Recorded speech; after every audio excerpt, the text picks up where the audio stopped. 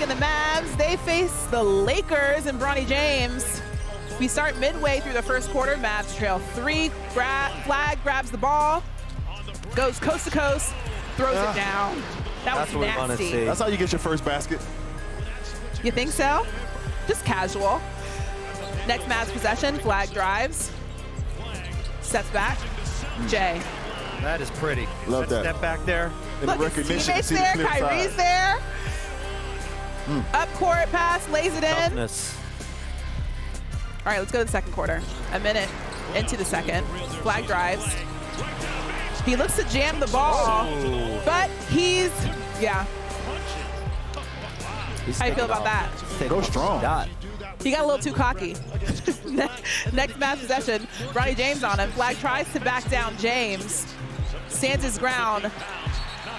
Knocks the ball out of his hands. People love to see this. I thought that was good D by Bronny on that one. I tell you what, his Bronny's strength from last year, he's gotten a lot stronger. That was the next play. Under a minute left in the half. Mavs trail 6. Flagg drives, makes a layup. I think that's the most impressive thing about me. He recognizes in the open court when he has a mismatch and when he can get downhill. All right, 4 minutes left in the first. Tristan De Silva spins, hits the fadeaway. Late in the second, Jason Richardson, De Silva. There's the vision. So you got the block on one end. And the assist on the other. Winning basketball. Yes. Right. That's how you do it. All right, here's Bronny. Misses. And we know what happened to end. Here's Cooper Flagg after the game.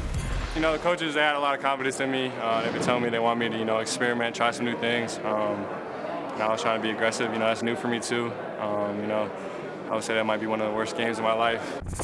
Making sure I'm holding my ground. I got like half a foot on me, so you know, just kind of it's kind of what did you think about Cooper Flagg overall?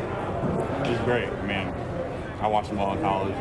Amazing player, so I love his respect for him. He's something special. You want the ball in his hands, and so he's a great decision maker. He did that at Duke and also in high school, so you get to see it tonight. He's going to have some mistakes. We all did. We all threw it in the stands once in a while. But I think just his poise as an 18-year-old is incredible. All right, so Flagg shot just 5 for 21 from the floor, but tough shooting nights from a summer league opener are pretty common for top draft picks.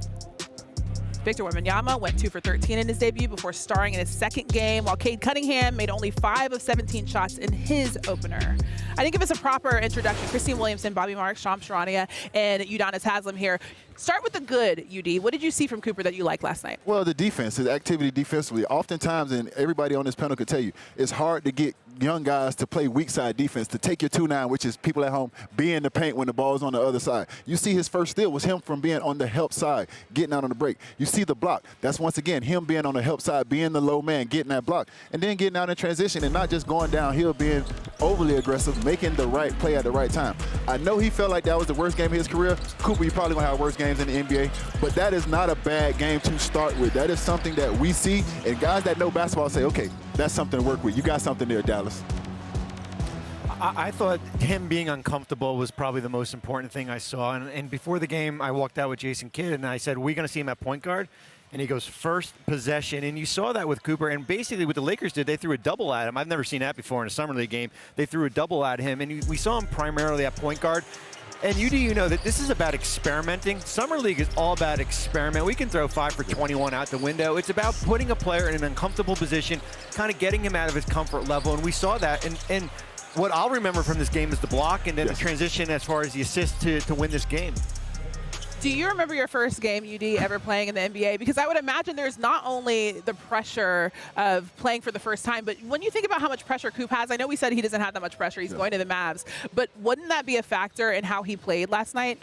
Yeah, I think so. Any young guy comes in, and any young guy when you're stepping into summer league, except for undrafted guys like myself. Undrafted guys like myself, you got to put up numbers. You got to turn heads. You cannot have a bad offensive game. But a guy like Cooper Flagg, you're not judging him off his numbers at the end of the game. You're really judging him, like Bobby said. How does he deal in uncomfortable situations? Can he get comfortable being uncomfortable? And high-stress situations, is he going to make the right play? Is he going to get guys involved? Is he going to get guys open? And offensively, when he came down and he had an open side and he had a mismatch, he recognized that space, and he took advantage of that every single time. That is encouraging for an 18-year-old young man. Yeah, he's so young. You talked to Mark Cuban after his debut. What did he say? Yeah, I spoke to Mark Cuban last night and today just for his overall thoughts, being there with Patrick Dumont, the owner, Kyrie Irving, that whole team.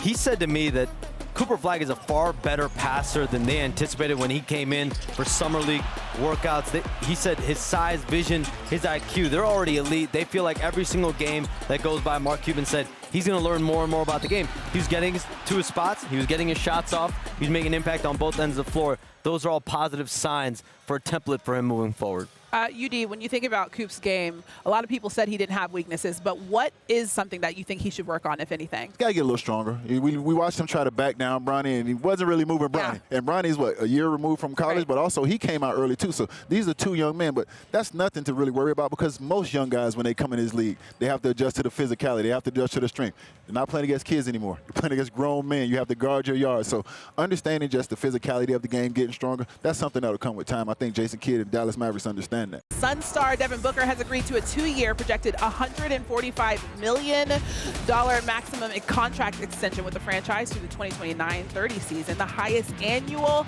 extension salary in NBA history. Here is Booker signing his contract next to the man who will sign those checks, Matt Ishbia.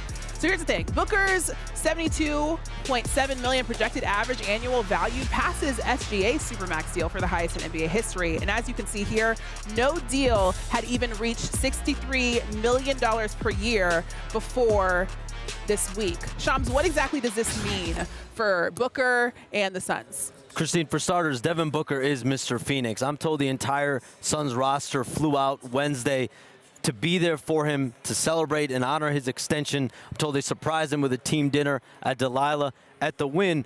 So everything about Devin Booker has been commitment back to the franchise. He's said publicly, privately, behind the scenes, he wants to retire in Phoenix. He wants to bring a championship to Phoenix. And Booker, Suns owner Matt Ishbia, met for an hour before this agreement to finalize not only the contract, but discuss how they would be moving forward through the next couple years. This is a Suns team that has had a lot of transition. They have had a complete roster overhaul. So what is the partnership, the vision of the future looks like? They are on the same page. They're aligned now. And this cements him as the face of that franchise moving forward. 5 years, $316 million on his Suns contract moving forward. Bobby, what does this mean for the future of the Well, Suns? I mean, I looked at that graphic, and I remember when the salary cap used to be $73 million. And now we have it for one player here. I think for Phoenix, the one constant is always going to be Devin Booker, who was drafted in 2015. As much as the ups and downs this organization has had, and certainly going to the NBA Finals, he's been that one constant presence. I think for the organization moving forward, they had a 2-year window with Kevin Durant and Bradley Beal and Devin Booker. And the most important thing to do is to pivot from that, and that's what they're doing right now. And the most important thing to learn is that what gets teams in trouble is when you're stubborn. When you're stubborn, hanging on to players that maybe have not, gotten you to further into playoffs than you think. And I think that's where we're thinking where Phoenix is going. A good draft with Kaman Malawach. They added Jalen Green and certainly Dylan Brooks here, but it's a change in direction. But as we said, the one constant is Devin Booker. Yeah, I agree with you 1,000%. Devin Booker is the constant. He's the guy that we knew was going to be there. Right. If there's anything that they have gone through, he's the one rose that has grown from this concrete. Like, nothing else has been good about that. But I'll say this, like, when you look at the Phoenix Suns, it's about what's going to be around Devin Booker. Like, you lost James Jones. You continue to lose coaches. You continue to make different moves. So praise to Devin Booker. He deserves it. We are happy.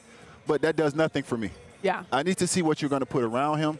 I need to see what's next with the coaching staff, and I need to see how that works and how it puts together. You got Jalen Green, you got some young pieces, you got defensive wings now. You went and got some bigs now. Right. You got a couple bigs, so you got a lot of different pieces. I just want to see how it all works together. But congratulations to Booker. He definitely deserves it. A really good point there from UD, because the next question is what's going to happen with Bradley Beal. Shams, what is the latest with him?